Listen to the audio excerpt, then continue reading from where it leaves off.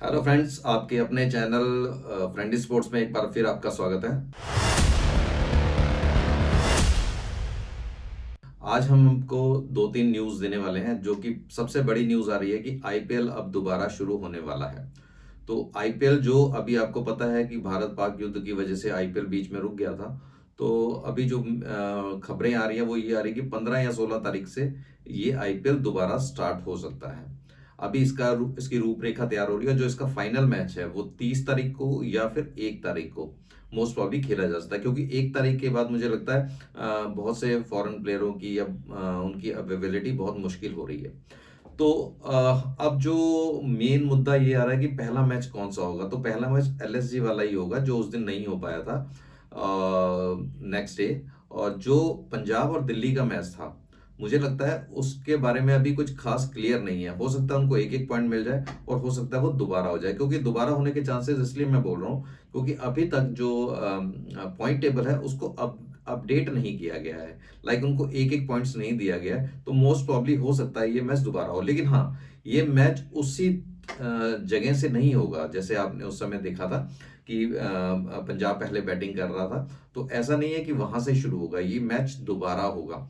इसमें दो चीजें और सामने आ रही है। पहली चीज ये आ रही है कि जितने ऑस्ट्रेलियन प्लेयर हैं उनका आना थोड़ा मुश्किल हो रहा है, जिसमें स्टार्क भी हैं, हेजलवुड भी हैं और स्टाइनिस हैं। तो अगर पंजाब की तरफ से देखा तो स्टाइनिस हो गया, इंग्लिश हो गया, ये दोनों ऑस्ट्रेलिया प्लेयर हैं और ये इनका आना थोड़ा मुश्किल लग रहा है। दूसरी साइड अगर हम दिल्ली की तरफ देखें तो मिचेल स्टार्क जो है, आपको पता है उनके मेन बॉलर है, तो उनका आना भी मुश्किल है।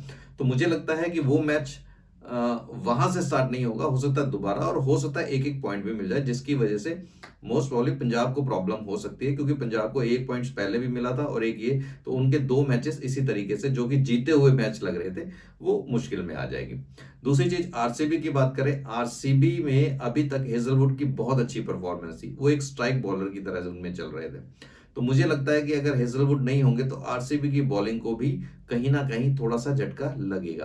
तो ये दो प्रॉब्लम मुझे लग रही है कि ऑस्ट्रेलियन जो प्लेयर है उनके ना आने से ये प्रॉब्लम्स हो सकती है। दूसरी चीज, अगर देखा जाए कि अगर मैचेस जितने बचे हुए हैं उनको इतनी जल्दी कैसे कराया जाए, तो हो सकता है जो डबल हेडर है वो हमें देखने को ज्यादा मिले, क्योंकि कम टाइम में आपको सारे मैचेस क्लियर करने हैं, फिर फाइनल भी करना है और एलिमिनेटर वगैरह भी करना है। लेकिन इसमें जो एक खास बात ये आ गई है कि अब ये वापस से सारी जगह पे नहीं होंगे, इनको चार जगह पे सबमिट किया हुआ है कि चार जगह पे ही मैचेस होंगे। जैसे कि लखनऊ हो गया आपका, बेंगलोर हो गया आपका, हैदराबाद हो गया आपका, अहमदाबाद हो गया और आपका कलकत्ता हो गया। तो ये चार जो वेन्यू है, कलकत्ता, अहमदाबाद, बेंगलोर और लखनऊ, तो मुझे लगता है यही होगा, या हो सकता है हैदराबाद इसमें ऐड कर दिया जाए। तो यही चार चार पांच वेन्यू है जिसके अंदर सारे के सारे मैचेस होंगे। हो सकता है कलकत्ता में अगर बहुत ज्यादा बारिश हो या कोई मौसम की प्रॉब्लम हो तो उसको उस वाले वेन्यू को उठा के अहमदाबाद ला सकते हैं। तो इस तरीके से ये जो आगे की प्लानिंग है वो हो रही है। बाकी इसको जैसे जैसे इसके बारे में आता रहेगा आपको फिर दोबारा हम बताते चले जाएंगे। ये तो हो गया आईपीएल की बात। दूसरी बात हम करते हैं विराट कोहली की। जैसा कि आप सबको पता ही चल चुका है, इतने चैनल्स ने आपको बता ही दिया है कि विराट कोहली जो है उन्होंने अपने आप को रिटायर करने का फैसला कर लिया और बीसीसीआई को इसको इन्फॉर्मेशन दे दिया। बट अभी भी बीसीसीआई ये चाह रही है कि वो रिटायरमेंट ना ले।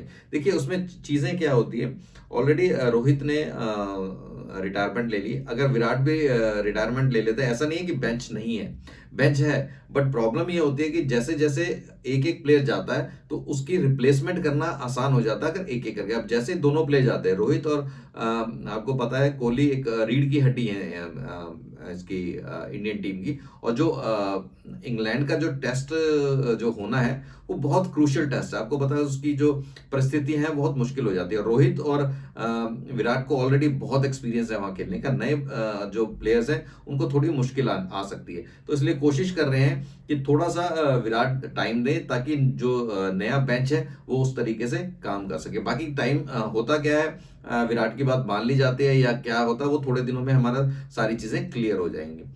दूसरी एक नेक्स्ट चीज आ जाती है कि अब रोहित के बाद नया कैप्टन कौन। तो जो बात चल रही थी वो बुमराह और शुभमन गिल के बीच में चल रही थी। तो बुमराह की तरफ से एक मैसेज आया है कि जो 5 टेस्ट इंग्लैंड में हो रहे हैं, तो बुमराह वो पांचों टेस्ट नहीं खेल सकते। जी हाँ, बुमराह वो पांचों टेस्ट नहीं खेल पाएंगे। उनका है कि मैं 3 या 2 जितने भी टेस्ट खेलूंगा मैं जाऊंगा जरूर, पर मैं पूरे के पूरे 5 नहीं खेल पाऊंगा। तो इसका मतलब ये हो गया, अगर वो पूरे 5 नहीं खेल सकते तो बुमराह का कैप्टन बनना बहुत मुश्किल हो गया है। तो सारी अगर घुमा फिरा के देखा जाए तो मुझे लगता है अब जो आने वाले टाइम में शुभमन गिल को कप्तानी का सारा जो दारोमदार है वो दिया जा सकता है, उनकी जिम्मेवारी दी जा सकती है। कप्तानी की बात करें तो शुभमन गिल। अब उप कप्तान के बारे में अगर बात करते हैं तो मुझे लगता है ऋषभ पंत उप कप्तान होंगे। उसका रीजन ये है कि अगर पिछले कुछ टाइम से अगर आप सारे रिकॉर्ड्स देखते हैं तो उसमें जो टेस्ट मैच में जो रन्स हैं वो ऋषभ के काफी ज्यादा हैं और उनकी परफॉर्मेंस दिखती है। ठीक है, आईपीएल में नहीं है, बट ओवरऑल अगर परफॉर्मेंस देखी जाए टेस्ट में तो ऋषभ की अच्छी परफॉर्मेंस है एज ए कीपर और एज ए बैट्समैन। तो मुझे लगता है कि ऋषभ को जो है वो उपकप्तान बनाया जा सकता है। बाकी अगर आप देखें आईपीएल के अकॉर्डिंगली बहुत सारे कप्तान आ गए। अभी अक्षर भी है, आपका श्रेयस भी है, इतने कप्तान आपको दिख गए तो कुछ ना कुछ हो सकता है कि चेंजेस हो जाए। बट ओवरऑल अगर सिनेरियो देखा जाए तो कप्तान शुभमन गिल और उपकप्तान ऋषभ पंत। तो ये जो इन्फॉर्मेशन थी ये मुझे आपके साथ थोड़ा सा साझा करनी थी, दैट्स वाई मैंने ये व्लॉग किया है। और आने वाले टाइम में भी और भी जो भी क्रिकेट से रिलेटेड जो भी इंफॉर्मेशन होगी वो आपके साथ साझा करेंगे। तो आप इस चैनल को सब्सक्राइब कीजिए और शेयर कीजिए, और जो भी आपको और कोई कमेंट हो वो प्लीज कमेंट जरूर करें। तब तक के लिए नेक्स्ट वीडियो का वेट करें, और नेक्स्ट वीडियो आने तक के लिए आप सबको लिए जय हिंद।